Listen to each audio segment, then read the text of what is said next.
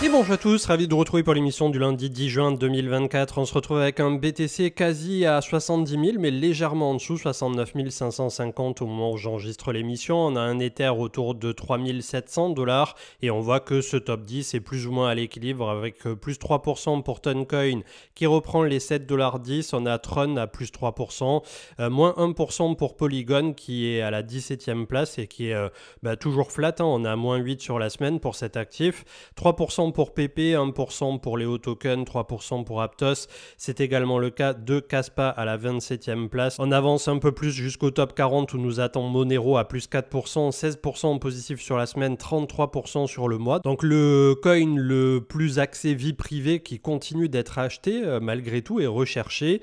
Notcoin qui a fait son entrée fracassante dans le top 50 avec plus 12% sur la journée, donc qui est lié aux tonnes de Telegram mais qui, je ne sais pas exactement ce qu'ils font. Apparemment, il faut cliquer directement sur son téléphone. Capitalise aujourd'hui 2,50 milliards de cap. Voilà, je trouve ça un peu chelou, mais je vous avouerai que j'ai pas complètement creusé le truc, donc on va pas enterrer immédiatement n'importe quel projet sans avoir tout vérifié. Et on clôture le top 50 avec VeChain, Floki, Injective, Celestia, Phantom avec 2,20 milliards de capitalisation pour ces crypto-monnaies qui sont proches donc du top 50 ou qui viennent de franchir la barre symbolique donc de ce top. On a le No Man's Land à nouveau avec un mouvement qui pourrait être peut-être dès cette semaine un peu plus important au vu de la volatilité qui est complètement flat alors que les shorts sont en train de s'empiler très fort. On va voir ça dans un instant. En tout cas au nord il faut faire tomber le bloc des 72 pour essayer de rallier 74 à 75. On a désormais un énorme spike à 76,6 et ensuite il faudra faire tomber jusqu'à 80 000 etc. Ceci étant dit, même derrière les 80K, ça build entre 84 et 86. Donc on voit que petit à petit, on a quand même des ordres qui sont en train de se positionner plus haut. Au sud, il faut partir à 65, mais sous les 60 000. Et par la suite, le plus gros pic aujourd'hui se trouve autour de 52 000 $. Donc ça, c'est au cas où ça se passe pas bien cet été. Le Scalpex est resté complètement flat ce week-end après une descente ici vendredi dernier où on était passé rapidement de 72 000 à 68 000. C'était consécutif au résultat du chômage américain et en ce moment on se pose la question justement de si la Fed en actant le premier pivot un peu trop tardif au niveau de la baisse des taux, chose qui a déjà été faite comme vous le savez en fin de semaine dernière par la BCE qui a baissé de 0,25 points, on risque de voir l'économie américaine un peu se gripper dans les prochains trimestres, donc attention au futur landing. Le crypto fear and greed est toujours à 72 dans le grid et les autres indicateurs sont assez inexploitables. Les infos ce matin, il y avait Leon Weinman qui mettait en avant que au niveau du supply shock à venir, c'est assez extraordinaire. On a quasiment plus de Bitcoin et d'Ether disponibles sur les échangeurs centralisés. On est à moins de 12% pour les BTC et moins de 11% pour Ether. Donc on est vraiment sur des points bas qu'on n'a pas vu la plupart du temps depuis entre 2018 et tout ce qui s'est passé notamment en 2022 quand il y a eu énormément de retraits post-FTX. Ça, c'est quelque chose de plutôt positif pour la suite puisque vous vous doutez bien que dès lors qu'il y aura un tout petit peu plus de demandes, on va avoir derrière énormément de pression au niveau des achats. Ceci étant dit, en ce moment, il y a deux choses un peu antagonistes qui sont en train de se passer sur le marché crypto, mais j'y viens dans un instant pour faire le petit aparté avec Money Radar qui mettait en avant Air Liquide, oublié du secteur des semi-conducteurs puisqu'en effet l'entreprise fournit des gaz essentiels à la fabrication des semi-conducteurs dont elle a capté 25% du marché en 2023 pour un montant total de 2,5 milliards de dollars, soit 9% de son CA. La demande a plus que doublé en 10 ans et Air Liquide, quand on regarde le chart, effectivement sur une trentaine d'années, c'est complètement fou. On dirait le même chart que le Bitcoin sur 15 ans, mais en moins accidenté peut-être, et surtout les dividendes aussi qui n'ont eu de cesse de croître au travers du temps. Donc clairement, c'est un peu le banger du PEA, du boursicoteur, j'ai l'impression, au niveau de ceux qui ont un PEA tout simplement en France. Comme je disais à l'instant, on a donc deux antagonistes qui sont en train de s'affronter en ce moment. On a 10 fois la production minière journalière qui a été absorbée en fin de semaine dernière par les ETF spot, donc c'est très positif. Au niveau du CME et des fonds qui sont leverage sur tout ce qui est futur, etc. et les options certainement, ils sont complètement short, mais vraiment dans des proportions que là aussi, on n'a jamais vu. On remonte à 2018 18 sur le graphique là qui est affiché en ce moment même à l'écran. Et donc on a des fonds qui sont en train de se hedge en ayant probablement d'un côté l'exposition aux ETF spot où ils détiennent le sous-jacent comme ça, et si ça monte, eh bien tant mieux. À partir du moment où ça va monter, ils vont clôturer les futurs et les options à la baisse. Et globalement, en ce moment, on a quand même cet état de fait qui fait qu'on a deux blocs qui s'affrontent, on a le prix du Bitcoin qui est suppressé, comme disent les Anglais. Pourquoi il ne bouge pas? Pourquoi on a l'impression que d'un côté on a énormément d'achats sur les ETF spot et que derrière il ne se passe rien? Eh bien tout simplement puisqu'on a cet équilibre qui est en train d'être fait et probablement pour essayer le plus longtemps possible de réaccumuler sur les prix sur lesquels nous nous trouvons avant un jour ou l'autre de fermer la vanne que vous avez là au niveau des futurs, de repasser tout juste neutral au zéro et ensuite de pousser beaucoup plus haut, beaucoup plus fort, beaucoup plus vite le prix du BTC. En tout cas, c'est la plupart du temps comme ça qu'on a vu se comporter les opérateurs par le passé. Un calendrier cette semaine qui n'est pas en reste puisqu'on aura dès mercredi le CPI au niveau des États-Unis et la décision de la Fed. Donc là aussi, ça risque de bouger un peu plus fort d'ici 48 heures. Et quand on voit à quel point c'est tendu, un peu crispé au niveau du marché crypto, ça pourrait de nouveau, comme le simple chiffre du chômage l'autre fois, faire décalé dans les deux sens. Tesla qui a release avec Sawyer Merritt une vidéo de présentation qui est très axée autour de Optimus, leur robot donc humanoïde. On va voir là aussi ce que ça va donner puisque Elon Musk aurait déclaré ces dernières 24-48 heures que les personnes qui détiennent du Tesla seraient prioritaires pour les futurs IPO des sociétés qu'il détient également, avec de nombreux regards qui sont tournés actuellement du côté de SpaceX. C'était également vendredi dernier que Nvidia a été split pour un ratio de 1 pour 10, donc si vous déteniez un Nvidia à 1200 et quelques dollars, vous allez vous retrouver avec 10 actions autour de 120 dollars ce lundi. Pas d'inquiétude de ce côté-là. Grégory Raymond avec les chiffres du chômage aux US qui sont tombés pour le mois de mai, 4% au lieu de 3,9% prévu par le marché. Alors c'est pas extraordinaire, mais pour l'instant ça démontre que petit à petit, eh bien voilà, du côté des États-Unis, ça pourrait finir par se gripper et c'est ce à quoi est confronté tout simplement actuellement Jérôme Powell de la Fed, comme disait Alexandre Baradez ici, qui désormais pour les marchés, notamment Goldman Sachs et toutes les banques d'affaires qui font du forecast, ils prédisent une baisse de taux seulement en décembre, quand quelques semaines au préalable, elle était prévue en juillet. Donc petit à petit, on a de cesse que de repousser, malheureusement ou heureusement, je ne sais pas pour les marchés, sur ces quelques mois qui nous séparent de l'élection du futur président des États-Unis, cette deadline pour le pivot. On va voir notamment en zone EU ce que ça va donner. Je ne ferai pas du tout, comme à l'accoutumée, de politique sur la chaîne, mais peut-être qu'aujourd'hui, vu tout ce qui s'est déroulé hier, ça risque de bouger aussi pour le CAC 40. Donc voilà, il va falloir attacher nos ceintures et cet été, malgré tout, devrait pas être si facile que ça à traverser. Et en tout cas, je suppose que l'automne sera peut-être un peu plus propice. On avait Philp qui nous mettait 10 quotes de trading investing, donc pour ceux qui aiment bien les mémoires de spéculateurs, etc. Donc je trouve ça plutôt sympa en général pour avoir un peu de perspective et essayer de se remettre en question. Grégory Raymond qui confirmait donc qu'on avait eu depuis le début des ETF spot 15 milliards de dollars qui sont rentrés. Et là où c'est assez extraordinaire, c'est que les analystes les plus optimistes prédisaient ça pour l'ensemble de la première année, sauf que ça s'est passé en seulement 5 mois effectivement, donc il y a une véritable demande derrière. Mais comme on vient de le voir, il y a deux forces qui s'affrontent et deux forces qui essaient de maintenir un certain équilibre pour que le prix justement ne parte pas trop rapidement à la hausse, je suppose, puisque en l'état, là où nous en sommes rendus, il y a très certainement beaucoup plus à aller gratter à la hausse dans un premier temps que d'essayer de shorter absolument. On finira avec une petite info et on refera un micro aparté donc sur le sondage de l'autre fois qu'on avait déjà traité dans la dernière vidéo, mais je fais un tout petit aparté pour clôturer là-dessus. C'était Goku donc qui mettait en avant que Kraken cherche à lever 100 millions de dollars supplémentaires pour préparer derrière son IPO, son introduction en bourse, ce qui en ferait la seconde crypto plateforme et application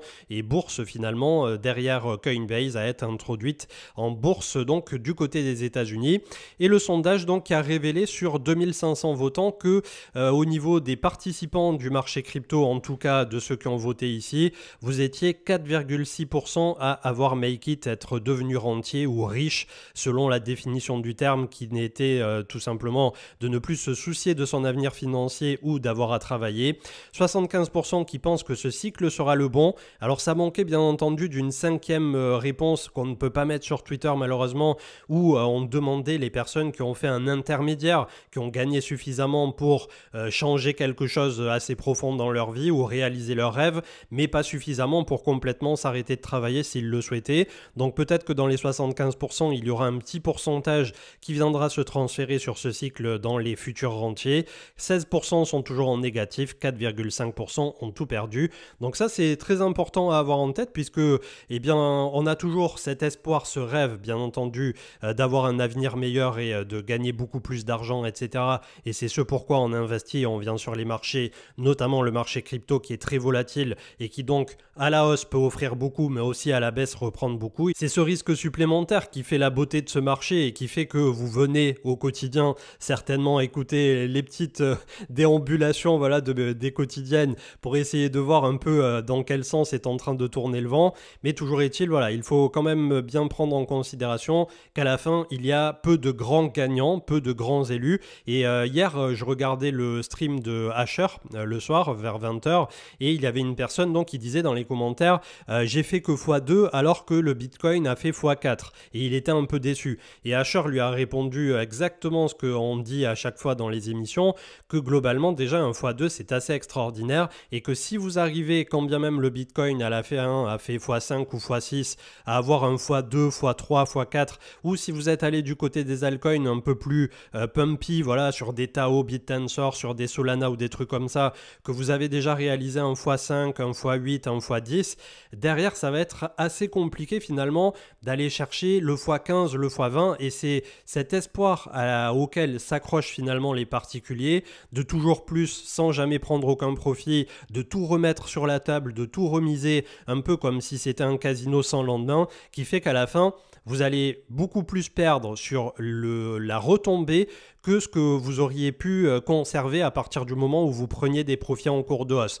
Et en fait, c'est là où je voulais clôturer sur ce petit sujet, c'est que dans les 75% qui réaliseront, comme disent les Anglais, du life-changing money, c'est-à-dire que vous allez gagner suffisamment pour changer votre vie en profondeur, 100 000, 200 000, 500 000, j'en ai aucune idée. Là aussi, tout dépend du budget et du patrimoine que vous aviez au départ, bien entendu. Si vous êtes neurochirurgien et que vous investissez 15 ou 20 000 balles par mois, bien entendu que ça va pas être pareil que si vous investissez 50 balles par mois, c'est clair et net. Mais globalement, ce qui fera la différence, et j'insiste là-dessus parce que plus le temps passe, plus ça m'apparaît comme une évidence, alors qu'au début c'est tout sauf évident, là où on gagne le plus au final, c'est pas pendant la montée, c'est ce qu'on va réussir à préserver lors de la baisse. Et clairement, pour avoir vu récemment des fonds de gestion, des banques privées en parler, etc., les gens sous-estiment énormément la capacité à préserver le capital lorsqu'il y a des phases de baisse, lorsqu'il y a des phases de bear market, lorsqu'il y a la phase de pivot de la Fed qui en général amène un peu de volatilité justement à la baisse où on se pose pas mal de questions. C'est là où, si vous arrivez à protéger votre capital lors des phases baissières, derrière ça a un impact multiplicateur assez conséquent lorsque le marché se retourne et que vous avez réussi justement à préserver ce capital. C'est pas ce qui fera qu'aujourd'hui vous aurez la meilleure performance. Par exemple, la personne qui dit j'ai fait que x2 quand Bitcoin a fait x4, eh bien tu es dans la moyenne finalement, mais derrière que tu fasses plus 100%, plus 200, plus 300, plus 500, est-ce que tu vas réussir à sortir avant que le marché fasse moins 50, moins 70, moins 80, moins 90, etc. 2475 milliards, on est vraiment sur le pas de tir ici. Est-ce qu'on aura besoin de revisiter la moyenne mobile 20 qui se trouve autour de 2300 milliards en bas? En tout cas, pour l'instant, c'est un peu le bouchon de champagne, mais on manque de vélocité, très certainement dû au fait qu'on se fait shorter to the moon du côté des futurs. Donc il faut à minima que tout ça soit clôturé, peut-être à la fin du mois de juin, je ne sais pas. Mais là, on arrive quand même sur la première échéance à la mi-mois finalement, où souvent on a des clôtures d'options et on a vu que mercredi, on risquait d'avoir au niveau de la Fed un peu plus de mouvement aussi au niveau de cette décision qui pourrait enfin être prise. On a besoin d'une direction, Monsieur Powell, pour essayer d'avoir des marchés qui naviguent un peu moins à l'aveugle. Le crypto total 2 des alt 1100 milliards, pareil, statu quo, on a la moyenne mobile 20 juste sous les pieds. Le crypto total 3 qui exclut Ether en plus, 662 milliards, ça fait 2 mois désormais qu'on surfe littéralement sur cette zone de pivot et la moyenne mobile 20 donc qui fait office de support dynamique. 32 Ethers valent ce matin 117 000 $. On a un ATH à venir chercher à 156 000. J'espère bien entendu qu'on ira beaucoup plus haut sur ce cycle, mais en tout cas pour l'instant c'est pareil du côté d'Ether, ça peine à convaincre et voilà, à faire un peu plus que ce que ça pourrait donner, notamment depuis l'approbation des ETF spot sur Ether. On a le Bitcoin juste sous les 70 000. Dès qu'on s'approche des 70 à 72, ça ne passe pas pour l'instant. Que pourrait nous offrir cet été? Eh bien, soit on passe et on franchit les 74-75 000 pour se diriger vers les 85, soit au sud, on a la moyenne mobile 20 aujourd'hui à 63 000, et ensuite, il faudrait voir donc au niveau des Fibos ce que ça pourrait donner. Là aussi, dans des cas extrêmes, effectivement, on pourrait revoir, comme on le voit au niveau de la map de liquidité, le BTC autour de 50 000 $, peut-être 53 000, mais je peine à croire, au vu des forces en présence désormais et au vu du soutien malgré tout qu'on peut observer, qu'on voit le Bitcoin beaucoup plus bas que ça. Le CAC 40 qui était sur un support autour de 8000 ici, et on avait travaillé 7009 la semaine dernière, qui risque de passer, donc avec ces informations qui risquent de crisper un peu les marchés. Peut-être que oui, peut-être que non, peut-être que c'était déjà anticipé, mais en tout cas voilà, on en est là. On va voir comment ça va s'articuler cette semaine. Le SP500 qui avait clôturé en positif à 5346, le Nasdaq à 19 000 points, on le regarde très peu souvent, mais on a plus de volatilité pour rappel sur le Nasdaq, le Nas 100 par rapport au SP500, qui lui-même fait à peu près 8% annualisé au niveau du SP500 et 10% annualisé depuis pas mal de temps également, un peu moins quand même que le SP500, mais en général le benchmark c'est vraiment le SP500, mais le MSCI World qui faisait une dizaine de pourcents. Quand on regarde le Nasdaq, j'ai pas les chiffres en tête, mais on doit être au-delà de 10% puisque la tech a connu beaucoup plus de volatilité, et notamment ici depuis les points bas de octobre 2022, on était à peine à 10 000, donc on a fait quasi un x2 déjà en vraiment pas très longtemps pour le Nasdaq. Donc c'est assez extraordinaire ce qui se passe sur la bourse traditionnelle en marge du marché crypto, et c'est pour ça qu'à ce jour c'est dommage malgré tout de ne pas avoir une vision comme ça à 360 degrés sur l'intégralité des marchés. On a Ether à 3679, pareil, dès qu'il s'approche des 4000 $, ça repousse. Moyenne mobile 20 aujourd'hui qui se trouve autour de 3300 $ pour Ether. Le gold est à 2300 $. Très belle correction, divergence qui s'est activée. Moyenne mobile 20, si jamais ça pète au sud, à 2235 $ l'once. On a un beau pic aussi qui avait tenu ici autour de 2150 et le support qui est autour de 2060 $. Personnellement, petit à petit, je suis en train d'acheter des métaux précieux, mais dans des infimes proportions par rapport au capital crypto. Mais voilà, le jour où j'aurai un patrimoine qui sera correctement distribué, j'espère bien avoir un 2-3% du patrimoine qui sera comme ça dans les métaux précieux. Je trouve ça plutôt cool, et après, bien entendu, c'est toujours pas du conseil en investissement, mais ça me paraît pas être super déconnant quant à avoir quelque chose de bien diversifié. Exactement comme pour les montres d'ailleurs, comme on disait tout à l'heure, ça a beau être un sponsor, mais comme vous le savez, je suis également passionné de belles montres, et on a un channel sur le Discord de garde-temps qui régulièrement voit passer de très belles pièces. On a le CW8 510 points donc pour le MSCI World qui nous fait un nouveau point haut en fin de semaine dernière. Lui, quand il baisse, eh bien comme il englobe l'intégralité du monde, il a baissé un peu moins que le marché américain, et en ce moment on a un réveil du côté asiatique. Alors dans un premier temps, ça a pas mal spéculé sur Alibaba, et là ça fait 2 fois que je vois notamment le fonds de gestion de Michael Burry qui sont en train d'acheter Baidu. Donc je sais pas ce que ça va donner, mais on a peut-être un réveil ou une prise de conscience qui est en train de se faire pour la partie asiatique, donc il ne faudra pas le perdre de vue, et potentiellement on a peut-être des points d'entrée à aller chercher de ce côté-là. Le DXY, le dollar américain qui avait rebondi la semaine dernière, des 104 vers les 105 et plus, donc il n'a pas dit son dernier mot, et c'était consécutif justement à toutes ces informations autour du chômage. Malgré tout, on continue de contracter la volatilité, donc on va voir ce que ça donnera. Tiens, jetons un petit coup d'œil à Alibaba qui depuis les points bas récents à 66, alors je sais pas du tout dans quelle devise on est sur le NYSE, peut-être qu'on est en dollars, bref, on est à 66, on était remonté à 90, on est en train de revenir vers la moyenne mobile 20. Malgré tout, quand on regarde comme ça, c'est assez dégradé. J'ai du mal aussi à me projeter sur la partie chinoise pure et dure, puisque on sait que le gouvernement n'est pas vraiment en faveur justement de grosses structures comme ça, de spéculation ouverte un peu comme aux États-Unis. Donc je sais pas du tout ce que ça peut donner, mais en tout cas, au-delà de Alibaba, j'ai l'impression que les regards sont tournés sur Baidu en ce moment.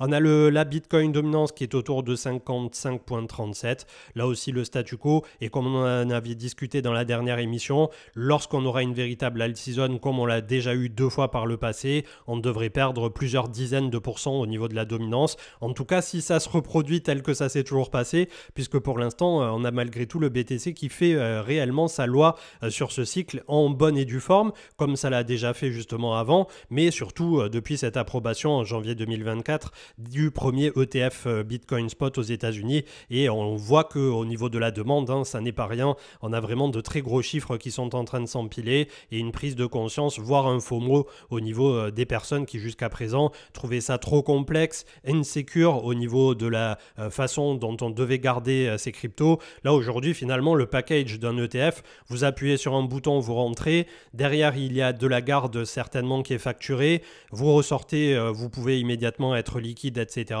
Donc j'ai pas tous les tenants et les aboutissants de exactement comment ça se passe au niveau justement de la garde de tout ça. Il faudrait vraiment creuser le sujet avec peut-être quelqu'un au niveau institutionnel qui s'y connaît bien, au niveau des ETF en particulier, mais c'est vrai que à ce jour, d'un point de vue de la sécurité, en fait, pour un client américain et même pour un client européen ou un client mondial, c'est vraiment aucune prise de tête, en fait, d'avoir un share d'ETF. On n'a pas besoin de se sécuriser, on n'a pas besoin d'y penser, on fait tout à notre place. Alors, il y aura toujours des petits frais et de la friction autour de ça, mais globalement, voilà, on en est quand même rendu à un stade où tout est simplifié pour l'utilisateur institutionnel, mais pas que. On était dans le rouge au niveau des minières et de Coinbase en léger recul entre moins 7 à moins 5% sur vendredi dernier. Robinhood avait clôturé à moins 3,44. Et du côté des gagnants du moment, on avait donc des anciens coins. On a Lido qui est à plus 2. J'avais vu hier qu'il y avait également Biconomy que j'ai en portefeuille depuis très longtemps qui était dans le vert et qui nous a fait une petite poussée. On voit que le silver continue également donc en argent métal autour de $30 l'once. Donc là aussi on a eu vraiment une très très belle poussée. En mars 2020 on était à $11, donc on n'est pas loin de faire un x3 depuis le crack Covid sur l'argent, et peut-être même depuis les points récents un x2, on était en octobre 2023, donc sur moins d'un an de temps. C'est là qu'on voit que malgré tout, il y a toujours des petites opportunités à venir saisir du côté de la bourse. On a Air Liquide justement qui est léger dans le vert mais a pris une petite correction récente. Ceci étant dit, quand on voit la pente, c'est une véritable tyrolienne le truc. On a Kering du côté du secteur du luxe français qui est en train de se ramasser littéralement une tôle. Les supports sont beaucoup plus bas en plus. Kering, je sais pas trop ce qu'ils sont en train de faire là, mais ils sont en train de prendre un peu le bouillon. On était peut-être un peu mieux maintenu du côté de LVMH. Le véritable support serait plutôt ici, un peu plus loin, autour de 270 €, puisqu'on est en euros du coup. À voir, puisque là, bon, peut-être un petit intermédiaire autour de $300, mais on vient quand même de $800 et on est à 328. Donc pour ceux qui surveillent le secteur du luxe, peut-être un œil à garder pour Kering qui risque d'arriver sur un support relativement intéressant. Donc voilà, pas plus pas moins. Du côté des alts, il y avait Apple aussi au niveau américain qui était dans le vert aujourd'hui, mais pour l'instant, en ce début de semaine, pas plus à exploiter de ce côté-là. On regardera peut-être d'ici mercredi avec une volatilité qui devrait revenir au rendez-vous, ce que sera le marché crypto à ce moment précis, avec une semaine, comme vous l'aurez compris, qui risque de faire décaler dans un sens ou dans l'autre de manière assez importante. Je vous souhaite une excellente journée, on se retrouve ce soir pour le live Twitch et continuez d'être prudents. Ciao ciao.